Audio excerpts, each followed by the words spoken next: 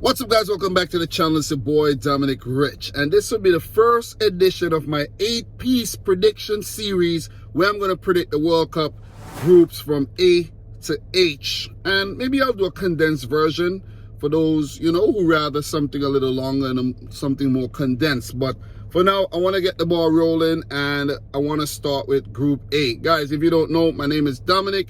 I've been watching the World Cup since 1998. Haven't missed the World Cup since then. And I started, talking about football on YouTube back in 2017, which means I did cover the 2018 World Cup. So it'll be cool to go back and check out some of the content from back then to, just see the journey and everything. But look, we are back 4 years later, and I'm very, very excited about the prospect of talking about the World Cup, talking about these teams, and just seeing, who goes on to win it. So, guys, we're going to start with Group A. And in Group A, we have the host Qatar, Ecuador, Senegal, and Netherlands. Qatar are debutants, while for Ecuador, they're making a return after missing the World Cup in 2018. They were last there in 2014. So, we're Netherlands, but Senegal are the only team in this group that made it to the 2018 World Cup. So, without further ado, let's get into the predictions. First, I'm going to let you just do a quick rundown of the 4 teams. Nothing crazy, just a small preview. And then I'll let you know who I think will come in 4th, 3rd, 2nd, and 1st, where 1st and 2nd, of course, goes on to the round of 16. Guys, I also want you to share your predictions in the comment section down below as well. So Ecuador are back at the World Cup under coach Gustavo Alfaro. They're making it to their 4th ever World Cup, and they're back after missing the one in 2014. With a mixture of youth and experience, La Tricolor navigated a hostile CONMEBOL qualification process ahead of the likes of Chile and Colombia. There were calls to disqualify Ecuador for fielding an ineligible player, Byron Castillo, who is allegedly born in Colombia. Key player for Ecuador, in my opinion, is their captain and longtime striker, Enner Valencia, who holds a record for the most goals scored for the country. So they would need his prowess up top if they are to make a deep run into this tournament. Next up, we have Senegal, who are currently managed by Aliou Cisse, and the Lions of Teranga are making it to back-to-back World Cups. With a golden generation of players, they made it through Africa's merciless qualification tournament after winning their maiden Africa Cup of Nations title. Key player for Senegal is, of course, Sadio Mane. We know how good he was for Liverpool, and he's currently doing very, very well in the German Bundesliga for FC Bayern München. So Sadio Mane is going to need to bring his A-game if Senegal are to represent Africa and take an African team all the way to the finals. Could it happen? There's a possibility, of course. And then we have the Dutch, currently managed by Louis van Gaal. After placing 2nd in 2010 and 3rd in 2014, the Dutch surprisingly missed the 2018 World Cup, but as expected, they are back at the grand event, aiming to make another deep run in the tournament. Fun fact about the Netherlands: they're the only team to ever made it to 3 World Cup finals without ever winning it. How unlucky, right? Key player for the Dutch, in my opinion, is striker Memphis Depay. He's currently dealing with some injury problems, but should be fit and ready to go for the grand event. Because if the Dutch are to be impressive at all at the World Cup, they'll need Memphis Depay in the team. I don't see them doing well without Depay actually taking part in the tournament. So it's left to be seen. And last but not least, the host Qatar. And I must say, the controversial host Qatar, who are currently managed by Felix Bas Sanchez. Controversial host Qatar are making their debut at the FIFA World Cup. They have been building their squad for quite some time, winning the 2019 AFC Asian Cup in the process. Key player for Qatar includes, but not limited to, Akram Afif. So now it's time to share my predictions for Group A. This group is a very, very tricky group because we have 4 teams that are very, very difficult to gauge, in my opinion. Well, for Qatar, they were quite impressive when they won the Asian Cup, but their form kind of petered away when we saw them go up against teams from other confederations. Then there's the Netherlands, who are back from their World Cup hiatus, but they could be very, very unpredictable on their day. And then there's Senegal, who could be very good, but maybe not good enough to get over that threshold. And then there's Ecuador, who's an element of surprise with their youth and their vigor and their South American flair. So I found it very, very difficult to predict Group A. But I have to say, fourth place team, in my opinion, I think it's going to be the host, Qatar. I was very impressed with Qatar at the Asian Cup back in 2019, right? And the years that followed. But as they started participating, like in the Copa America, in the Gold Cup, in European World Cup qualification, then we started to see, okay, Qatar, they're very good against the Asian opposition. Very good, very impressive. They're like levels ahead. But then when you come up against a South American or a CONCACAF team or, you know, European team, then you start to see a bit of a disparity. I haven't seen them much against African opponents because they weren't in the Africa Cup of Nations. It would have been interesting if they were actually included as guests. But I've not been impressed with Qatar's progress over the last 2 years or so, I have to say. Maybe the pandemic is, you know, is to be blamed for some of the disruption. Who knows? But I just don't see Qatar placing higher than fourth. It could happen, maybe through controversial means, because we could remember back in the 2002 World Cup when an Asian country last hosted the World Cup in Korea and Japan. There was a lot of cheating that went on. I'm not saying the Qatari, you know, are gonna cheat their way to a World Cup final or anything, but guys, I haven't been impressed with them, and I think, you know, they have, I think, the best draw possible against teams that could flunk out, but I just don't see them. I just don't see them getting the better of, you know, these other teams, man. So I'm going for Qatar to come in fourth. I like the project. I like the players. You know, Almoez Ali, Akram Afif.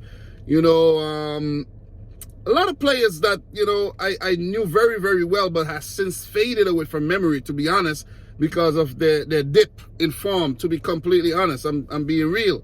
So I'm going to go for Qatar to come in fourth. The first game will be against Ecuador. They have to absolutely get something from that game because it's going to be difficult against Senegal and the Netherlands. Their second game is against Senegal, and they finish off their group campaign against the Dutch on November 29th. That will be the last match of the group, actually. So that'll be a crunch game. So I don't think Qatar will do very well. Maybe they'll pick up a point at most, and they'll match South Africa's record as one of the worst World Cup hosts in history. Coming in third. This is where it got really, really interesting for me because it was very difficult coming up with a team, the team that I think was going to come in third. Look, it was between Ecuador and Senegal for me.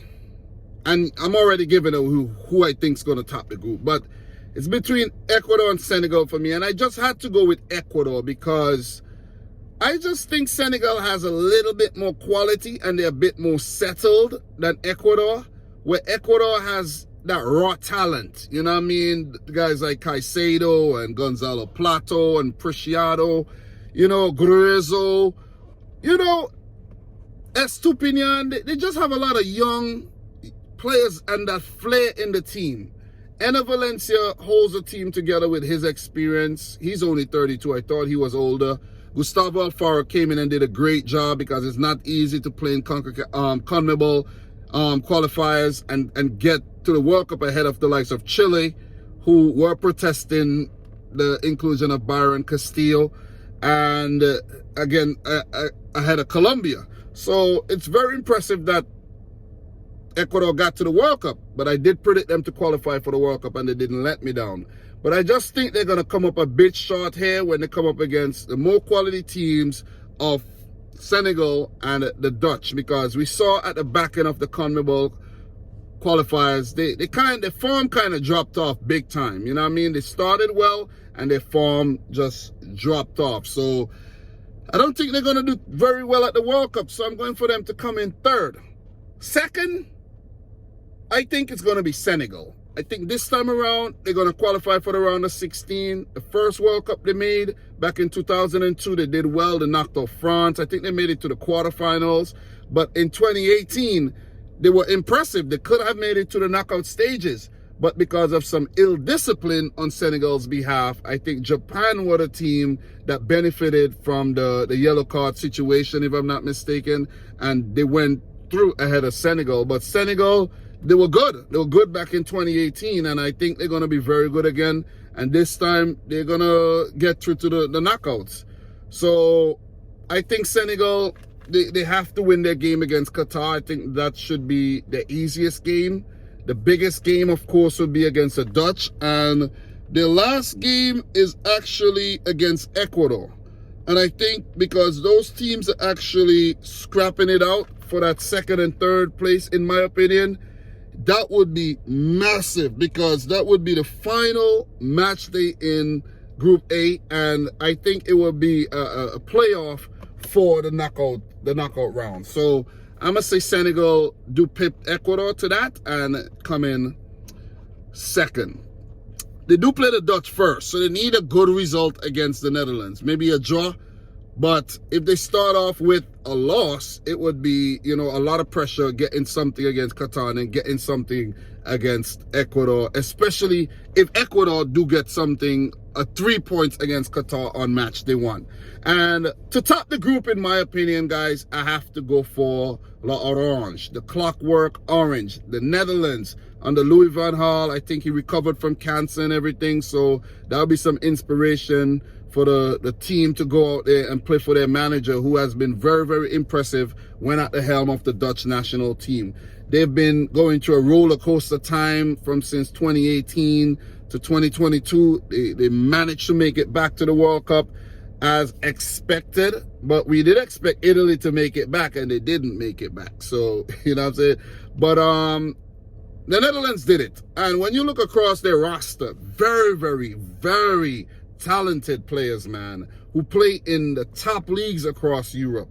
Whether they play in the Eredivisie, which is the local league, they're spread out across the Serie A, La Liga, Premier League, Bundesliga, French League.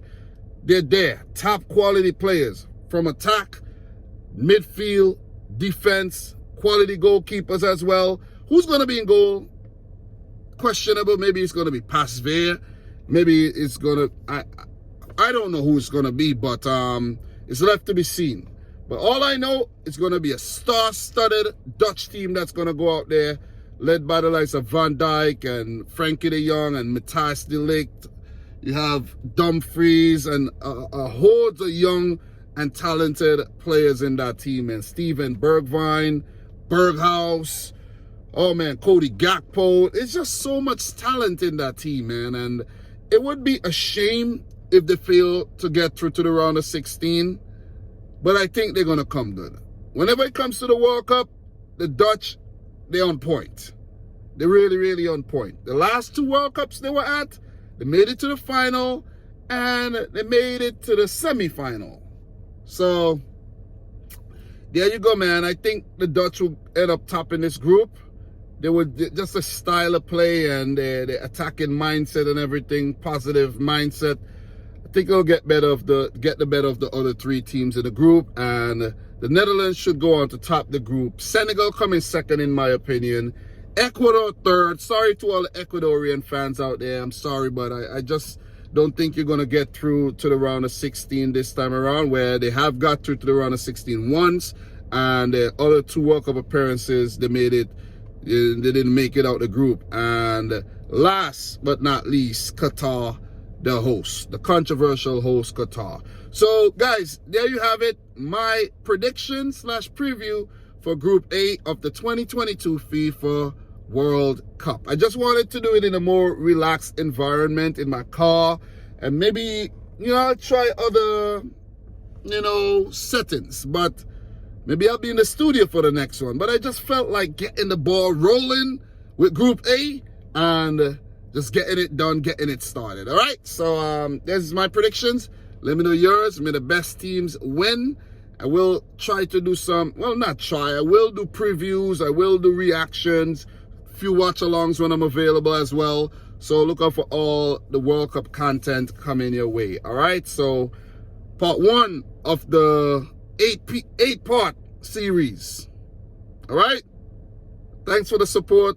I put everything in a playlist for you guys to check out. And we're going to keep the thing going, man. So subscribe if you're new. Like the video if you haven't yet done. So let me know your predictions down below. Let me know if I missed any major talking points as well, because I'm human. I do miss things. Okay? So from your boy Dom, until next time, peace out. Rich Squad. Peace.